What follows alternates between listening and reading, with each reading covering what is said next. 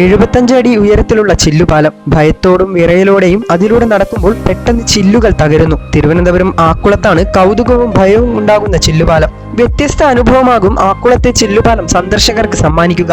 വിദേശ രാജ്യങ്ങളിൽ കണ്ടുവരുന്ന ആധുനിക അഡ്വഞ്ചർ ടൂറിസം മാതൃകയാണ് ആക്കുളത്തൊരുങ്ങുന്നത്. പാലത്തിലൂടെ നടക്കുമ്പോൾ വിള്ളൽ വീഴുന്നതായി തോന്നും. ചില്ലുപാളികൾ തകരുന്ന ശബ്ദങ്ങൾ പാലത്തിലൂടെ നടക്കുന്നവർ കേൾക്കും. നെഞ്ചിടിപ്പിനൊപ്പം മനം കുളിർപ്പിക്കാൻ മഞ്ഞും ചാറ്റൽ മഴയും പാലത്തിലുണ്ടാകും. ഇത്തരത്തിൽ നിരവധി സംവിധാനങ്ങളാണ് പാലത്തിൽ ഒരുക്കുക.